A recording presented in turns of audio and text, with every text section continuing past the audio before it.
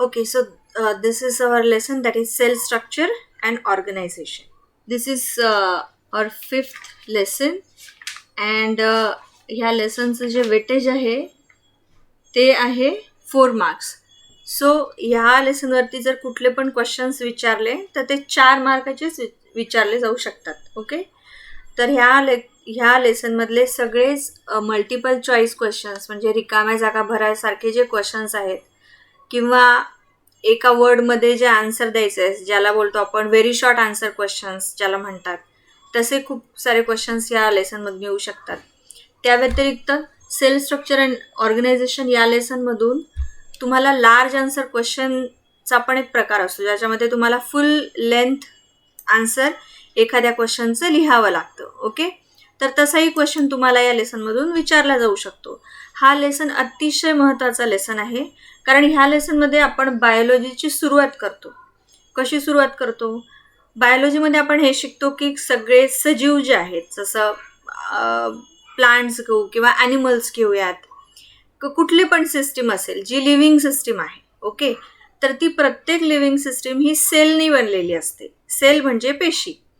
तर ही जी पेशी आहे ती पेशी कशी आहे, ही कशी बघतात, म्हणजे कुठल्या इन्स्ट्रुमेंटनी तिला बघतात, ज्याला आपण मायक्रोस्कोप म्हणतो, जे आता तुम्ही वापरणार आहात. जेव्हा तुम्ही प्रॅक्टिकल्स कराल त्यावेळेला तुम्ही मायक्रोस्कोप ऑब्झर्व करणार आहात. तुम्ही स्वतः बरेचसे काही प्रयोग करणार आहात, काही एक्सपेरिमेंट्स, ज्याच्यामधून तुम्हाला मायक्रोस्कोप वापरून तुम्हाला सेल्स बघायच्या आहेत, प्लांट्सच्या असतील, ॲनिमल्सच्या असतील. ओके, तर त्या इन्स्ट्रुमेंटबद्दल तुम्हाला या लेसनमध्ये माहिती दिलेली आहे. ओके, तर हा याचा इंट्रोडक्टरी पार्ट येतो, ज्याला आपण म्हणतो सेल. तर सेलच्या इंट्रोडक्टरी पार्टमध्ये आपण तो सेल म्हणजे एक्झॅक्टली त्याची साईज किती आहे ते आपण ह्याच्यामधनं शिकणार आहोत. दुसरं आहे, ही जी तुम्हाला डायग्राम इथे दिलेली आहे, बरोबर, ही आहे मायक्रोस्कोपची डायग्राम. आता जो आपल्या लॅबमध्ये मायक्रोस्कोप तुम्ही बघाल, तो मायक्रोस्कोप अतिशय डेव्हलप्ड आहे. ओके, पण तो एवढा डेव्हलप होण्याआधीचा जो मायक्रोस्कोप होता, जो या सायंटिस्टने शोधून काढला, ज्याला म्हणतात लिओन हॉक. त्या सायंटिस्टचं नाव आहे लिओन हॉक, अँटॉन वॉन लिओन हॉक. ओके, तर ह्या सायंटिस्टनी ह्या मायक्रोस्कोपनी पहिल्यांदा सेल बघितली. तर त्याच्याबद्दलची माहिती या पॅरेग्राफमध्ये दिलेली आहे. नंतरचा जो पार्ट येतो तो म्हणजे प्रत्येक सेलची जी साईज आहे, किती साईज आहे, छोट्यातली छोटी सेल ही केवढ्या साईजची आहे, आणि मोठ्यातली मोठी सेल जी आपण म्हणतो लार्जेस्ट साईज ऑफ सेल, किंवा सगळ्यात मोठी पेशी, एक पेशीबद्दल आपण बोलतो इथे, तर ती कोणती आहे त्याच्याबद्दल आपण ह्या पॅरेग्राफमध्ये शिकणार आहोत. त्यानंतरचा पार्ट आहे, तुम्हाला हा जो चार्ट दिलेला आहे ह्याच्यावरती जर बघितलं आपण तर क्वेश्चन्स येत नाहीत. ओके, जसं ह्याच्यामध्ये हा सेल साईजचा जो चार्ट दिलेला आहे त्याच्यामध्ये तुम्हाला सगळ्यात छोटी जी साईज आहे ती दिलेली आहे. जसा हा ॲटम 0.1 नॅनोमीटरचा आहे, आणि आपण जर हा बघितला फ्रॉग एग, तर हा किती मिलीमीटरचा आहे, हा 1 मिलीमीटरचा आहे. आणि जर आपण बॅक्टेरियल सेल बघितली, एक बॅक्टेरियल सेलची साईज किती आहे, 1 मायक्रोमीटर. ओके, तर ह्या पद्धतीने तुम्हाला काय शिकायचं आहे, आपल्याला शिकायचं आहे, आपण जे कॉन्सन्ट्रेट करणार आहोत ह्या लेसनमध्ये, ते आपण कॉन्सन्ट्रेट करणार आहोत बॅक्टेरियामध्ये. ओके, तर बॅक्टेरियल सेल ही केवढ्या साईजची आहे? बॅक्टेरियल सेलमध्ये 2 प्रकारच्या सेल येतात. एक म्हणजे प्रोकॅरियोटिक सेल असते, जशी बॅक्टेरियल सेल्समध्ये असते, आणि युकॅरियोटिक सेल, जसे आपण ह्युमन बिंग्स आहोत. आपण माणसं भरपूर सेल्सनी बनलेलो आहोत, आपण एका सेलनी बनलेले नाही आहोत. ओके, तर अशा सेल्स आपण ह्याबद्दल त्यांची माहिती शिकणार आहोत ह्याच्यामध्ये, की त्यांचं स्ट्रक्चर कसं आहे. तर आपण आता विदाऊट वेस्टिंग टाईम आपण हा इंट्रोडक्टरी पार्ट जो आहे या लेसनचा तो आपण सुरू करूयात. या लेसनमधलं अजून एक महत्त्वाची गोष्ट म्हणजे कोविडमुळे किंवा कोरोना व्हायरसमुळे जो 11th स्टँडर्डचा सिलेबस कमी करण्यात आलेला आहे, तर त्याच्यामधला ह्या लेसनचा कुठलाही पार्ट कमी करण्यात आलेला नाही आहे. त्यामुळे ह्या लेसनचं जे वेटेज आहे ते 4 मार्क्सचं आहे, हे लक्षात ठेवायचं. या लेसनमधून तुम्हाला लार्ज आन्सर क्वेश्चन, ज्याला आपण म्हणतो LAQ, L stands for large, A stands for answer, and Q stands for questions. Okay, तर लार्ज आन्सर क्वेश्चन जे आहेत ते तुम्हाला यातनं तयार करायचे आहेत. अजून अतिशय महत्त्वाची गोष्ट म्हणजे तुम्ही आता 10वी मधनं 11वी आलेले आहात, त्यामुळे बऱ्याचशा अशा गोष्टी आहेत ज्या तुम्हाला समजणार नाहीत. जशा काही काही टर्म्स असतात, काही काही ह्याच्यामधल्या कन्सेप्ट्स असतात ज्या लगेच तुम्हाला समजणार नाहीत. तर त्याचा अर्थ काढण्यात मध्ये मध्ये आत शिरण्यात काही अर्थ नाहीये. त्यामुळे काही ज्या अशा टर्म्स आहेत किंवा काही ज्या गोष्टी आहेत, डेफिनेशन्स आहेत, त्या जशाला तशा लक्षात ठेवायच्या. म्हणजे पाठांतर आपण ज्याला म्हणतो, ते पाठांतर अतिशय महत्त्वाचं आहे. तर हा लेसन शिकवताना मी ते तुम्हाला सांगेलच की तुम्हाला काय काय करायचं आहे, बरोबर. त्यामुळे त्याही गोष्टी लक्षात ठेवायच्या. बायोलॉजी शिकताना 2 प्रकारच्या गोष्टी आहेत. काही ज्या कॉन्सेप्ट्स असतात त्या समजून घ्याव्या लागतात, तर त्या समजल्याच पाहिजे. आणि काही ज्या असतात तर त्या पाठ कराव्या लागतात, तर त्या आपण पाठ केल्या पाहिजेत, बरोबर. तर पाठ ज्या करायच्या ज्या कॉन्सेप्ट्स आहेत किंवा ज्या व्याख्या आहेत किंवा जे शब्द आहेत, साईज आहे वगैरे, तर त्याच्या जास्त डिटेलमध्ये जायचं नाही की हे असं का, डोळ्याची बुबुळं गोलच का असतात, ती चौकोनी का नसतात, किंवा आपली उंची एवढीच का वाढते, त्या पलीकडे का वाढत नाही. असे अवास्तव ज्या गोष्टी आहेत ना, त्याचा विचार सध्या करायचा नाही. आपल्याला 11वी-12वीला चांगले मार्क्स द्यायचे, त्यामुळे जेवढा आपल्याला दिलेला आहे तेवढाच आपण अभ्यास मन लावून करायचा. एक्स्ट्रा आपण कुठलेही प्रश्न आणत बसायचे नाही, त्यामध्ये आपली एनर्जी फुकट घालवायची नाही. हा सगळ्यात महत्त्वाचा नियम तुम्ही 11वी-12वीचा जेव्हा बोर्डाचा अभ्यास करता तेव्हाचा, बरोबर. तर आपण आता स्टार्ट करूया cell. What is cell now? Cell is called as structural and functional unit of life of all living organisms rather. Okay. So what is a cell? Cell is called as the structural and functional unit of life. That means cell is structural. Structural म्हणजे sale काय करते? आपलं structure पण तयार करते आणि functional पण आहे. फंक्शनल युनिट आहे म्हणजे आपल्या बॉडीमधले प्रत्येक जे फंक्शन कॅरी आउट होतं त्याचं सुद्धा युनिट ऑफ लाईफ आहे. All living organisms which are capable of independent existence and can perform all the functions of life. हे अतिशय महत्त्वाचं आहे. ह्याच्यामध्ये तुम्हाला काय लक्षात ठेवायचं आहे? ही सेलची डेफिनेशन आहे. तुम्हाला ही डेफिनेशन ॲज इट इज लक्षात आली पाहिजे. काय आहे? सेल आपलं स्ट्रक्चर पण बनवते आणि आपल्या बॉडीमधले जेवढे फंक्शन्स आहेत ते सुद्धा कॅरी आउट करते. म्हणून आपण सेलला structural and functional unit of life म्हणतो. आणि हे फक्त आपल्यामध्येच नाही आहे, म्हणजे ह्युमन बिईंग्समध्येच नाही आहे, तर हे कॅरेक्टरिस्टिक जे आहे सेलचं ते ऑल लिव्हिंग ऑर्गॅनिझम्समध्ये आहे. जेवढे पण लिव्हिंग ऑर्गॅनिझम्स आहेत, मग ते एका सेलनी बनलेले असू देत, नाही तर हजारो सेलनी बनलेले असू देत. ओके. त्या प्रत्येक लिव्हिंग ऑर्गॅनिझम्समध्ये जिथे जीव आहे तिथे सेल आहे. कारण ती जी सेल आहे ती काय करते? ती इंडिपेंडेंट एक्झिस्टन्स देते. ती सेल असल्यामुळे प्रत्येक जी लिव्हिंग ऑर्गॅनिझम आहे ती स्वतःचं लाईफ जी आहे ती जगू शकते आणि प्रत्येक फंक्शन ती कॅरी आउट करू शकते. म्हणून सेल ही अतिशय महत्त्वाचा भाग आहे प्रत्येक लिव्हिंग बॉडीमध्ये किंवा प्रत्येक लिव्हिंग क्रिएचरमध्ये.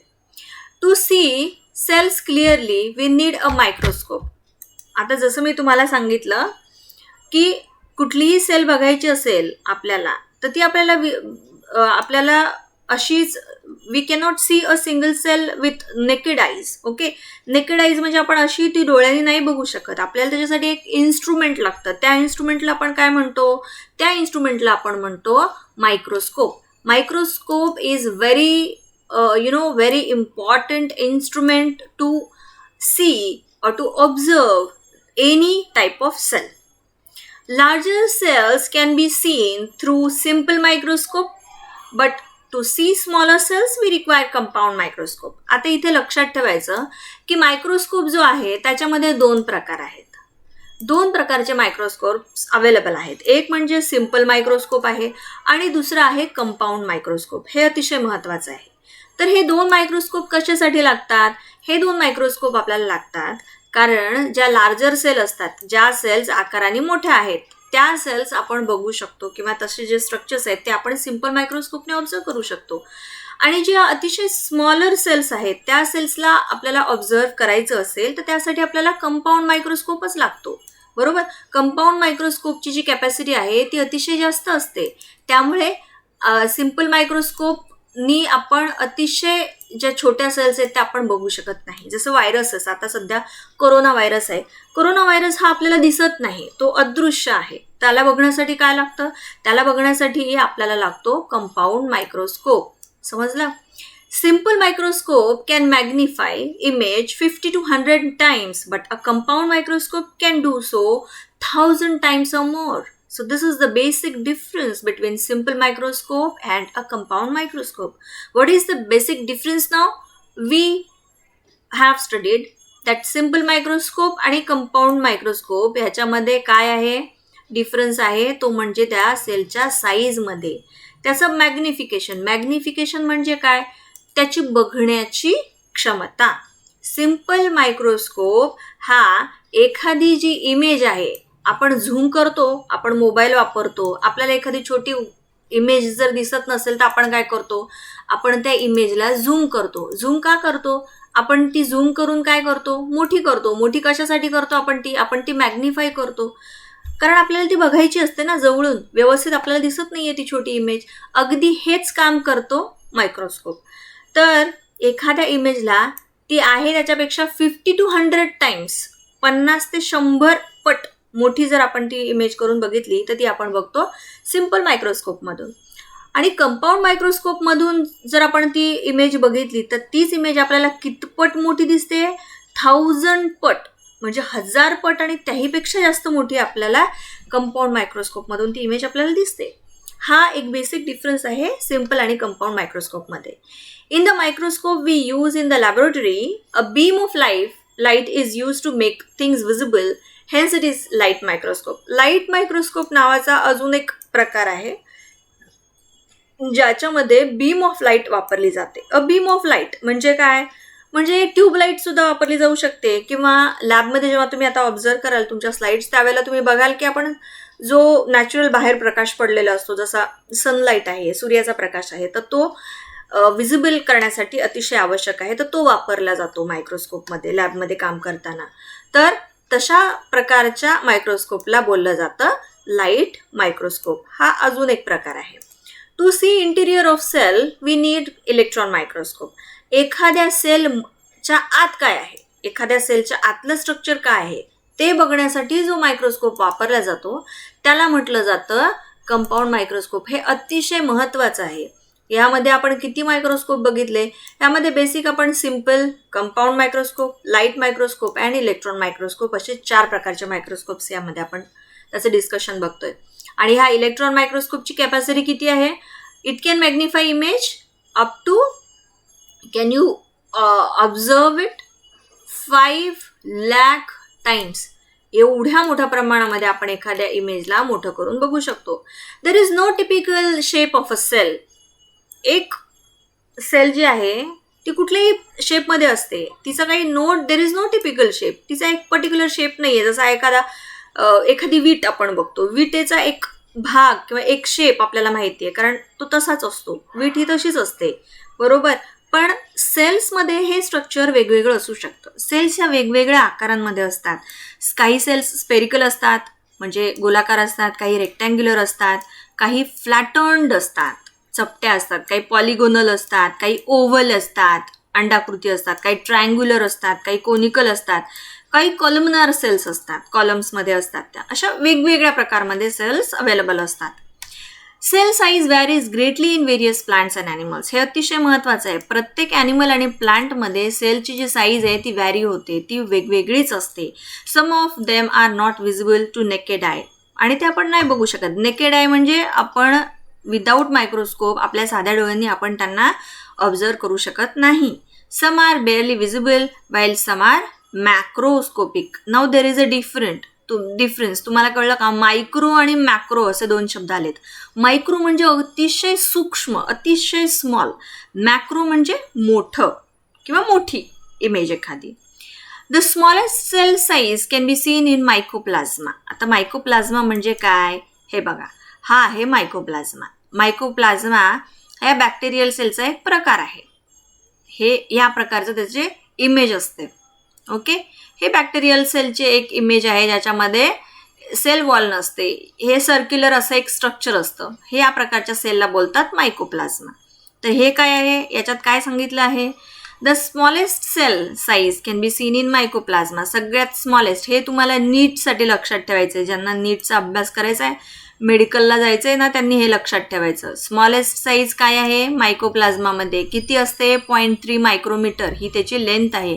हे तुम्हाला मुखपाठ असलं पाहिजे जर तुम्हाला नीटमध्ये आउट ऑफ स्कोअर करायचं असेल, तुम्हाला चांगले मार्क्स घ्यायचे असतील तर हे अतिशय आवश्यक आहे. याला अंडरलाईन करायचं आणि हे पाठांतर करायचं.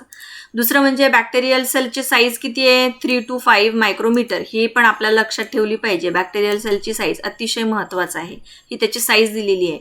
Largest size of the cell काय आहे, ऑस्ट्रिच एगमध्ये असते ती, किती आहे नियरली 15 सेंटीमीटर्स. आपण हे बघू शकतो नेकेड आयने, हे पण तुम्हाला क्वेश्चन्स विचारले जाऊ शकतात. स्मॉलेस्ट साईज मायकोप्लाझ्मामध्ये असते सेलची. आणि ऑस्ट्रिच एग हे काय आहे लार्जेस्ट साईज ऑफ सेलचं एक्झाम्पल आहे. त्याचं एक्झाम्पल आणि त्यांची साईज जे आहे ते लक्षात ठेवायचे, मुखपाठ करायचे. लॉंगेस्ट सेल्स काय आहेत, लॉंगेस्ट म्हणजे सगळ्यात लांब, त्या कशामध्ये असतात नर्व सेल्समध्ये असतात. नर्व सेल्स ज्या आपल्या ब्रेनशी रिलेटेड असतात त्याच्यामधलं आहे. लॉंगेस्ट सेल्स ज्या आहेत त्या आपल्या नर्व सेल्समध्ये आहे. हे अतिशय महत्त्वाचे पॉईंट्स आहेत, अतिशय महत्त्वाचे ह्या टर्म्स आहेत ज्या तुमच्या पाठ झाल्या पाहिजेत जर तुम्हाला नीटमध्ये आउट ऑफ स्कोअर करायचं असेल तर. दुसरं आहे you are already know that theory cell theory was proposed by Schwann and Schleiden. Schwann and Schleiden नावाचे 2 सायंटिस्ट होते ज्यांनी आपल्याला एक थिअरी दिली, सेल थिअरी ज्याला आपण म्हणतो, ती या 2 सायंटिस्टने दिलेली आहे. याच्यावरती तुम्हाला मल्टिपल चॉईस क्वेश्चन ज्याला म्हणतात किंवा MCQ असं म्हणतात किंवा रिकाम्या जागा, हे त्यातलं हा महत्त्वाचा क्वेश्चन आहे. हा पण टिक मार्क करायचा आणि हा पण पाठांतर करून ठेवायचा. सेल थिअरी कुणी दिली, श्वॅन आणि शिल्डनी दिली. However, this theory, there was no explanation about formation of new cells. So that theory was not that much complete. So it was Rodolphe Virchow in 1855 who explained for the first time that new cells are formed by cell division from pre-existing cell. ज्याला आपण म्हणतो पहिल्या ज्या cells आहेत किंवा ज्या cells present असतात, pre existing cells म्हणजे ज्या आधीच्या सेल्स ज्या आहेत प्रेझेंट, त्यांचे सेल डिव्हिजन झाल्यानंतर त्या सेल्सच्या डिव्हिजनने किंवा त्या सेल्सपासून ज्या नवीन सेल्स आहेत त्या बनतात. म्हणजे कुठलीही नवीन सेल बनण्यासाठी पहिल्यांदा तिथे एक सेल असणं आवश्यक आहे. हे जे सांगितलं ते सांगितलं या सायंटिस्टनी, ज्याचं नाव तुम्हाला लक्षात ठेवायचं आहे, ज्याला म्हणतो आपण रुडॉल्फ वर्शॉ. ओके, आणि ही थिअरी त्यांनी किंवा हे जे कन्सेप्ट आहे त्यांनी कधी दिली 1855 मध्ये दिली. In later years advanced research in cytology led to modification in cell theory, which is now known as modern cell theory. जे सायटोलॉजी ही एक ब्रांच ऑफ सायन्स आहे ज्याच्यामध्ये सेल स्ट्रक्चर आणि त्या सेलशी रिलेटेड सगळा सायन्स किंवा सगळा अभ्यास केला जातो. त्या कन्सेप्टला बोललं जातं मॉडर्न सेल थिअरी. टॉटिपोटेन्सी म्हणजे काय, आता ही एक अतिशय महत्त्वाची टर्म आहे. आपला जो इंट्रोडक्टिव्ह पार्ट आहे या लेसनचा तो संपलेला आहे. आता आपल्याला काय करायचं आहे, आपल्याला आता एक नवीन टर्म आहे ती शिकायची आहे, ज्या टर्मला आपण म्हणतो टॉटिपोटन्सी. टॉटिपोटन्सी काय आहे बरं, टॉटिपोटन्सीमध्ये एक वेगळी कन्सेप्ट सांगितलेली आहे तुम्हाला, जे तुम्हाला लक्षात ठेवायचं आहे. ओके, ह्याच्यावरती तुम्हाला टॉटिपोटन्सी जी टर्म दिलेली आहे किंवा ह्याची जी कन्सेप्ट आहे याच्यावरती तुम्हाला क्वेश्चन विचारले जाऊ शकतात. 2 मार्काची नोट विचारली जाऊ शकते किंवा एक्सप्लेन टॉटिपोटन्सी असं विचारलं जाऊ शकतं, बरोबर. तर हे तुम्हाला लक्षात ठेवलं पाहिजे. काय आहे हे टॉटिपोटन्सी म्हणजे it is the capacity or the potential of living nucleated cell to differentiate and divide to form any other type of cell and thereby a complete new organism. तर टॉटिपोटन्सी म्हणजे काय होतं, ह्याच्यामध्ये आपण कॅपॅसिटीची गोष्ट करतो. Capacity किंवा potential एखाद्या सेलचं किंवा पोटेन्शियल बोलतोय आपण एखाद्या पर्टिक्युलर एक सिंगल सेल आहे तिची कॅपॅसिटी किंवा त्याचं पोटेन्शियल, त्या सेलचं पर्टिक्युलर पोटेन्शियल किंवा त्या लिव्हिंग सेलची न्यूक्लिएटेड सेल जी आहे ती कशी डिफरन्शिएट होते अँड डिवाइड होते, कशासाठी, to form any other type of cell and thereby a complete new organism. ह्याच्यामध्ये आपण काय बोलतो आहे, ही अतिशय महत्त्वाची डेफिनेशन आहे. या डेफिनेशनमध्ये आपण काय सांगतोय, टॉटिपोटन्सी म्हणजे एक सिंगल सेल असते, ही एक सिंगल सेल आहे. या एका सिंगल सेलमध्ये ती कॅपॅसिटी असते की ही सिंगल सेल म्हणजे एकच सेल आहे, ही एकच सेल डिवाइड झाल्यानंतर एक कम्प्लीट ऑर्गॅनिझम ती बनवते. मग ते प्लांट असेल किंवा एक ॲनिमल असेल किंवा काय पण असेल. जसं आपण आता समजू शकतो, आपण प्लांटचं काय असेल सीड बघतो. आता जसं हा ट्री आहे, बरोबर. ह्या ट्रीला बनण्यासाठी सीड आवश्यक आहे, पण सीड हे सुद्धा काही सिंगल सेल नाहीये, सिंगल सेल स्ट्रक्चर नाहीये. सीडपासून ट्री बनतो, बरोबर आहे, अगदी बरोबर आहे, पण सीड हे काही सिंगल सेल नाहीये. त्यामुळे टॉटिपोटन्सी म्हणजे सीड होऊ शकत नाही, बी होऊ शकत नाही. टॉटिपोटन्सी ही वेगळी कन्सेप्ट आहे. त्याच्यामध्ये एक सेलमध्ये ती कॅपॅसिटी असते की ती सेल आपण जेव्हा त्या सेलला आपण व्यवस्थित एनर्जी जेव्हा प्रोव्हाइड करतो तेव्हा ती सेल काय करते, डिफरन्शिएट होते, ती डिवाइड होते आणि ती एक कंप्लीट नवीन ऑर्गॅनिझम बनवते. ही कॅपॅसिटी ज्या सेलमध्ये असते की एका सेलपासून एक मल्टीसेल्युलर किंवा एक कंप्लीट ऑर्गॅनिझम बनवणं, ही जी कॅपॅसिटी आहे त्या सेलमध्ये, ज्या सेलमध्ये असते त्या सेलला आपण बोलतो टॉटिपोटंट सेल आणि त्या प्रोसेसला आपण म्हणतो टॉटिपोटन्सी. A cell is totipotent because it has the entire genetic information of the organism in its nucleus. आता हे तुम्ही बघितलं, सेलचं स्ट्रक्चर तुम्ही आधी तुमच्या शाळेच्या अभ्यासामध्ये शिकलं असेल. सेलमध्ये काय असतं, सेलमध्ये न्यूक्लियस असतो आणि सेलमध्ये असतो आतला जो पार्ट, जे काही त्या सेलमधले स्ट्रक्चर्स असतात त्याच्यामध्ये अतिशय महत्त्वाचं म्हणजे जेनेटिक इन्फॉर्मेशन जी आपण म्हणतो, तर ती जेनेटिक इन्फॉर्मेशन कॅरी करण्याची क्षमता असते. ठीक आहे. तर ही जी एंटायर जेनेटिक इन्फॉर्मेशन हे अतिशय महत्त्वाचं आहे. त्या ऑर्गॅनिझमची कंप्लीट इन्फॉर्मेशन त्या सेलमध्ये असते, ज्या सेलला आपण बोलतो टॉटिपोटंट ती सेल आहे. त्या सेलमध्ये ती पूर्ण इन्फॉर्मेशन असल्यामुळे ती सेल तो कंप्लीट ऑर्गॅनिझम बनवू शकते. त्या सेलमध्ये ती कॅपॅसिटी असते. जसं embryonic animal cells are totipotent and termed as stem cells. ह्याचं एक्झाम्पल काय आहे, एम्ब्रियॉनिक ॲनिमल सेल्स. ह्या सेल्स कशा असतात, त्या टॉटिपोटंट असतात. का बरं, त्यांना आपण म्हणतो स्टेम सेल्स, कारण या stem cells they have great medical applications including cure for diseases. आणि या स्टेम सेल्समध्ये ती कॅपॅसिटी असते की त्यांच्यामध्ये ती सगळी इन्फॉर्मेशन त्या कॅरी करतात. ओके. आता हा जो पार्ट आहे हा जशाला तसा लक्षात ठेवायचा, जे आता एक्सप्लेनेशन सांगितलं ते त्याच पद्धतीने लक्षात ठेवायचं. ओके. आता ह्याच्यामधला जो नेक्स्ट पार्ट येतो तो आहे kinds of cells. Kinds of सेल्समध्ये जो पार्ट आहे तो आहे प्रोकॅरियोटिक सेल आणि युकॅरियोटिक सेल. तर आपण उद्या बघूयात नेक्स्ट लेक्चरमध्ये की प्रोकॅरियोटिक सेल म्हणजे काय आणि युकॅरियोटिक सेल म्हणजे काय. त्याचे जे डिटेल स्ट्रक्चर आहे ते आपण नंतरच्या लेक्चरमध्ये बघूयात. So that's all for today session. Thank you.